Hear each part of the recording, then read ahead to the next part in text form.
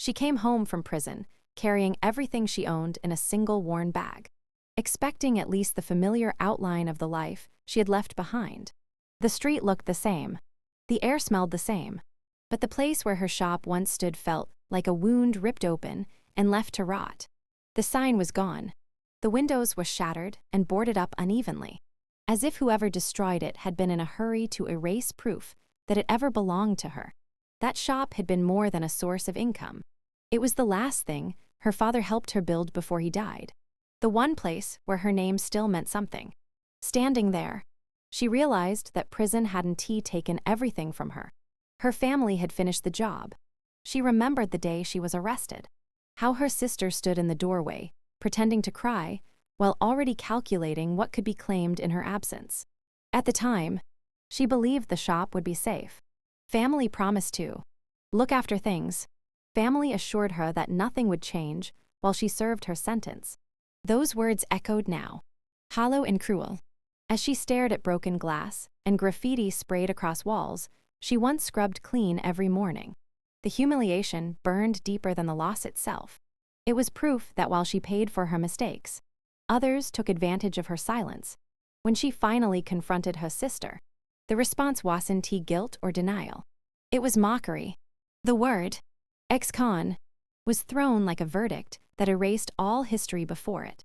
Her sister spoke as if the sale had been inevitable, as if prison had stripped her of the right to own, decide, or return.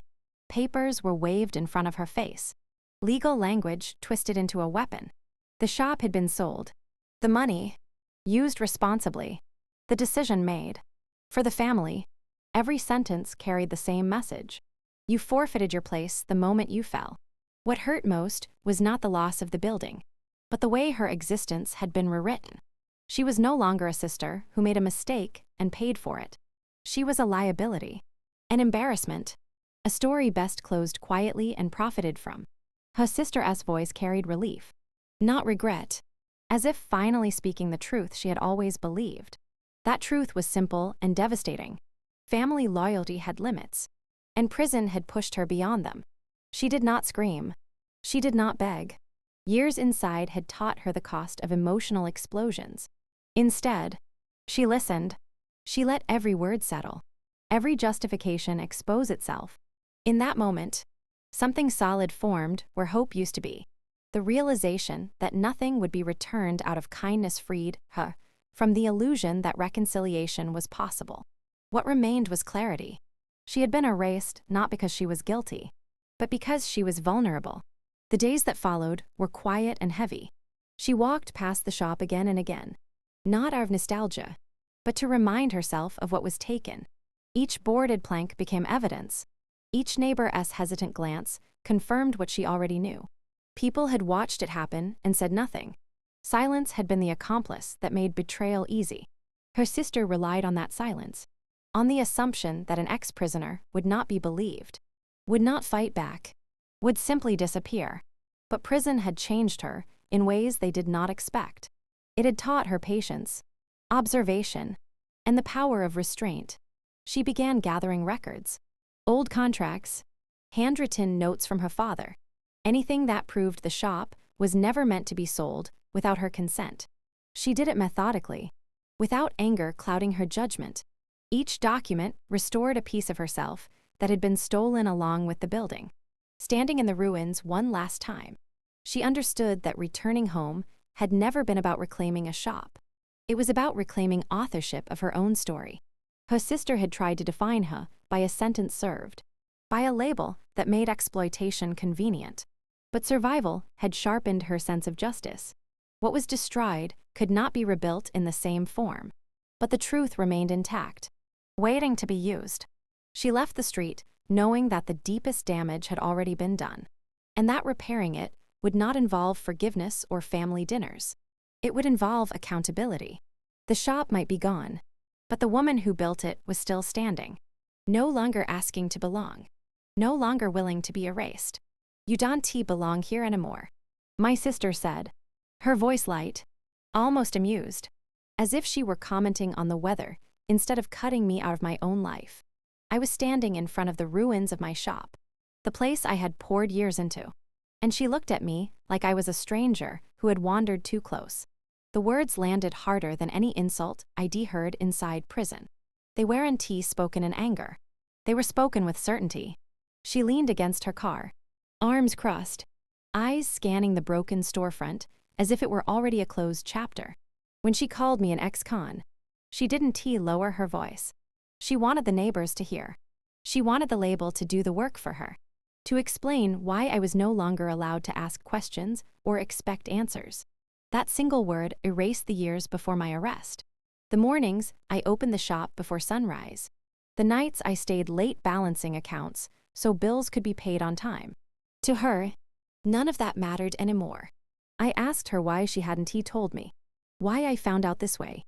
She smiled and said there was no reason to drag things out. She spoke like someone who believed the decision was obvious, like the outcome had been sealed the moment the prison gates closed behind me. She said the family couldn't afford to wait, couldn't risk trusting someone who had made bad choices. The irony was sharp. While I had been locked away paying for my mistake, she had been free to make hers in silence. Her mockery wasn't loud, but it was deliberate. Every sentence carried a reminder that she saw herself as the responsible one now, the protector of the family's image. She said she had done what was necessary. She said the shop was already failing, that selling it had been the smart move. I knew those were lies. The shop had survived worse. What it couldn't survive was betrayal dressed up as practicality. I looked at the broken windows and felt a strange calm settle over me. Prison teaches you to recognize when someone believes they have already won. My sister believed that my past made me weak. That shame would keep me quiet. She didn't realize how much strength comes from having nothing left to lose. When she laughed and asked what I thought I could do about it, I saw fear flicker beneath her confidence. She masked it quickly, but it was there. The humiliation was public, intentional. She wanted me to feel small in front of the same people who once greeted me every morning. She wanted the story to be simple. The ex-con came back expecting sympathy and found consequences instead. But standing there, I realized something important. Her power depended on my silence. The moment I stopped accepting her version of events, her certainty cracked. She accused me of being ungrateful, of ignoring how hard things had been for her while I was gone. She listed sacrifices she claimed to have made, expenses she said she covered. None of it added up. The numbers were wrong. The timeline didn't fit. Lies are sloppy when they rebuilt on entitlement. She wasn't trying to convince me. She was trying to justify herself. I didn't argue. I let her talk. Every accusation revealed more than it hid. She wanted absolution without accountability, forgiveness without truth. When she realized I wasn't reacting the way she expected, her tone shifted. The mockery sharpened. She repeated that I didn't belong, as if saying it again would make it final. But belonging isn't granted by someone else's approval. It's rooted in what you build, what you survive, and what you refuse to surrender. I had already survived prison. I had already faced judgment from strangers who knew nothing about me.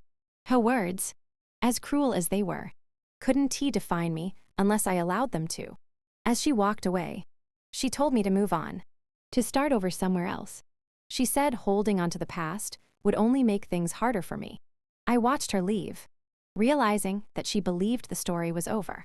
For her, the shop's destruction marked the end of my claim. For me, it marked the beginning of something else entirely. I stood alone in front of the ruins, no longer shocked, no longer pleading. The insult still echoed, but it had lost its power. Being told I didn't belong had stripped away the last illusion I carried about family loyalty. What remained was resolve. I wasn't there to beg for a place. I was there to reclaim what had been taken, not through noise or vengeance, but through truth and persistence. Family loyalty is supposed to be a shield, something that protects you when everything else falls apart. In my case, it became the cover under which everything I owned was taken. What my sister did wasn't a moment of emotional betrayal or a fight fueled by resentment. It was calculated, documented, and justified with signatures and stamps. She didn't steal in the dark. She stole in daylight. Hiding behind laws she knew I couldn't challenge while I was locked away. When I was sentenced, the first thing my family talked about was trust. They told me not to worry about my affairs. That blood mattered more than circumstances. The shop was mentioned often, always with reassurance.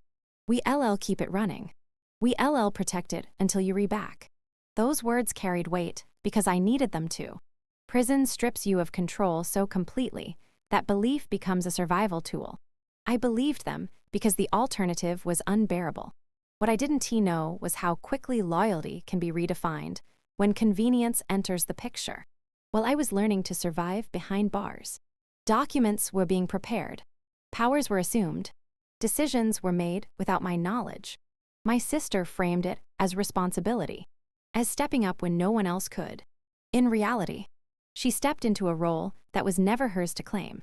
The law doesn't ask why someone is absent. It only checks whether the paperwork appears clean. By the time I returned, everything had been neatly erased. The shop wasn't taken. It was sold. The profits weren't stolen. They were reallocated. Every action had a legal explanation ready, polished and rehearsed. Family loyalty had been transformed into authorization, my absence into consent.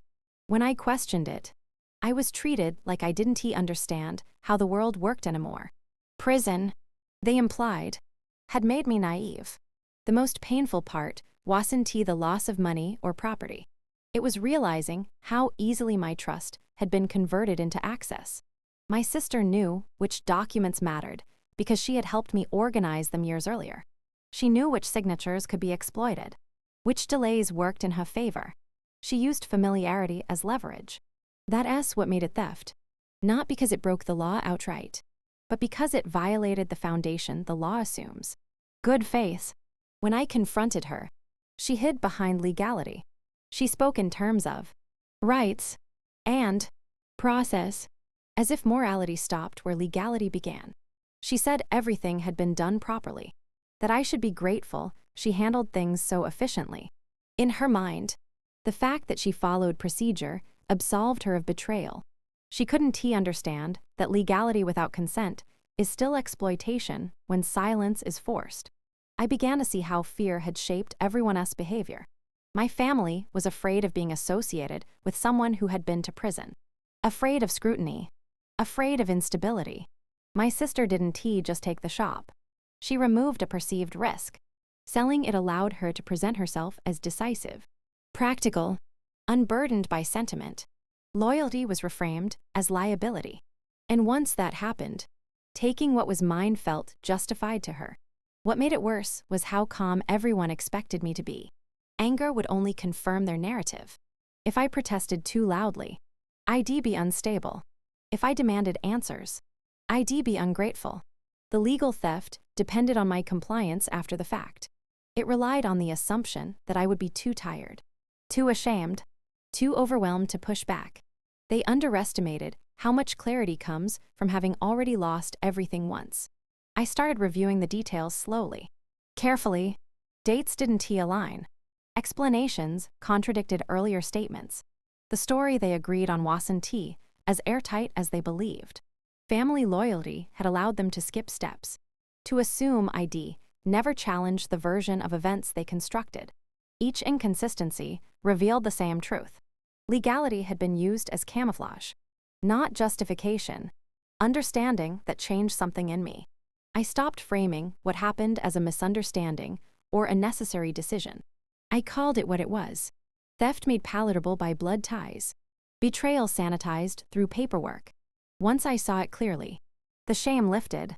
What had been done to me wasn't the result of my past mistake. It was the result of other people choosing self-interest over integrity and trusting that the law would protect them from consequences. Family loyalty didn't disappear. It was weaponized. And once I recognized that, I stopped asking for explanations and started demanding accountability. Revenge is often imagined as loud, explosive, and driven by rage. But what unfolded here moved in the opposite direction. There were no threats, no public confrontations, no dramatic scenes designed to humiliate anyone. What took shape was quieter and far more deliberate, built not on anger, but on an unshakable commitment to truth.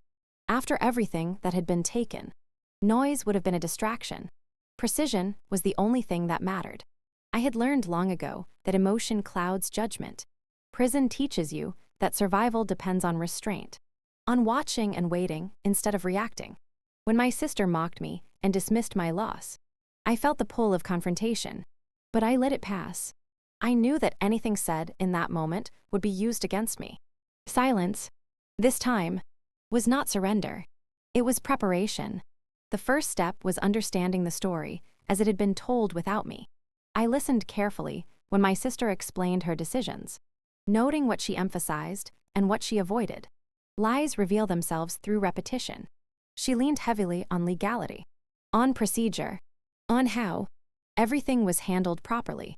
She avoided specifics. Dates shifted. Amounts changed. Each conversation added another layer to a structure built too quickly to be stable. I began gathering facts the way others collect weapons.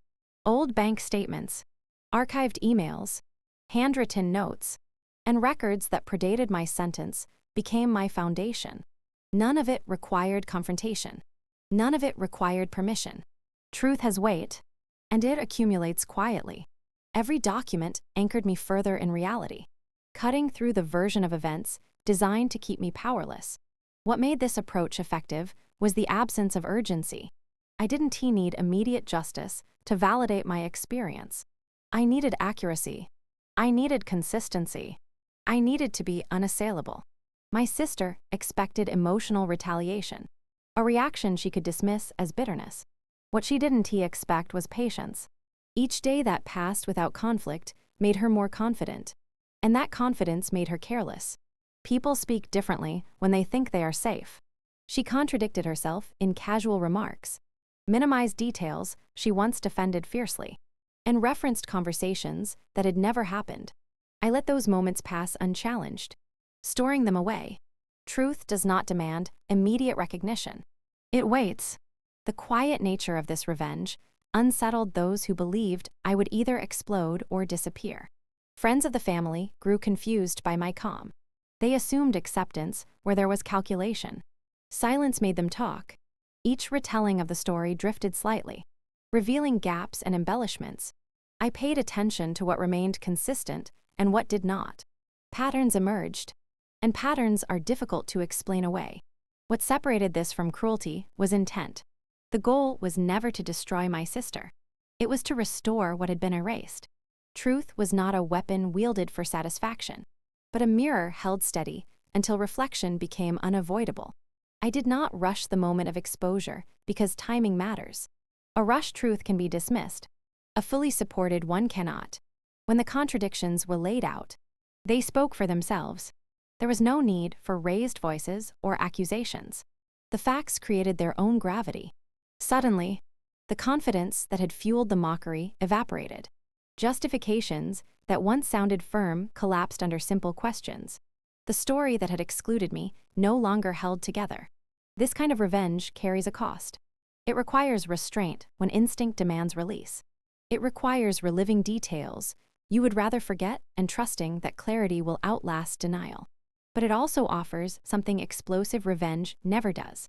Control, not over others, but over your own narrative. By choosing truth over anger, I reclaimed authorship of what had been taken. The quiet revenge was not about punishment. It was about correction. It replaced humiliation with certainty and chaos with structure. In the end, it was not rage that shifted the balance of power. It was patience, memory, and the refusal to let lies remain unchallenged. Reclaiming my identity was never about getting something back from my sister. It was about deciding what I would no longer give away. For a long time, I believed that repairing the damage meant restoring what had been lost. That justice would somehow make things feel whole again. But as the truth settled in, I realized that reconciliation had always come at a price I could no longer afford. My self-respect. Family teaches you early to tolerate certain wounds. You learn to excuse behavior, to soften language, to accept blame even when it isn't yours. I had done that my entire life. Even after prison, even after the shop was gone. A part of me still wanted acknowledgement, an apology, some sign that I mattered enough to regret what was done. That desire kept me tethered to people who benefited from my silence. Letting go of it was painful, but it was also freeing. Self-respect arrived quietly, not as confidence, but as refusal. I refused to explain myself to people who had already decided who I was. I refused to negotiate my worth with those who saw my past as leverage. Every boundary I set felt uncomfortable at first, like learning to walk on unfamiliar ground. But each one strengthened something inside me that had been worn thin by years of compromise. There was grief in that choice. Choosing self-respect meant accepting that some relationships would never be repaired. It meant acknowledging that blood ties do not guarantee safety or fairness. That realization stripped away the fantasy of family unity I had clung to for years. What remained was reality. And while it was colder, it was honest. I stopped answering calls that left me feeling smaller. I stopped attending gatherings where my presence was tolerated but never respected. I stopped hoping that time would soften what was never meant to heal. These were not dramatic exits. They were quiet withdrawals, deliberate and final. Each step back reclaimed a piece of energy that had been drained by trying to belong where I was no longer welcome. Identity is often shaped by how others see us, especially those closest to us. My sister tried to define me by my worst moment, to freeze me in a version of myself that made her choices easier to justify. Refusing that definition required more strength than anger ever could. It required me to see myself clearly, without excuses or shame, and to stand by that vision even when it meant standing alone. There was no celebration in this shift, no moment of triumph, just a steady sense of alignment between what I felt and how I acted. For the first time in a long while, my decisions were not reactions to someone else's behavior. They were guided by what preserved my dignity. That change altered everything. The past no longer dictated my posture in the present. I learned that reconciliation without accountability is just another form of erasure. It asks the injured party to carry the weight of peace while the betrayer avoids discomfort. Choosing self-respect meant rejecting that arrangement entirely. It meant understanding that forgiveness, if it ever came, would be private and conditional, not a performance designed to make others feel absolved. Walking away did not mean I stopped caring. It meant I stopped sacrificing myself to prove it. Care without boundaries had cost me too much already. Respect, once lost, cannot be negotiated back into existence. It must be chosen and enforced, even when that choice is misunderstood. In reclaiming my identity, I didn't become harder or colder. I became clearer. I understood what I would tolerate and what I would not. I learned that peace is not found in fixing what others broke, but in refusing to live inside the damage. The strongest response to betrayal wasn't retaliation or reconciliation. It was the decision to live fully, without the permission of those who failed me. That choice reshaped everything, not because it punished anyone else, but because it finally honored me.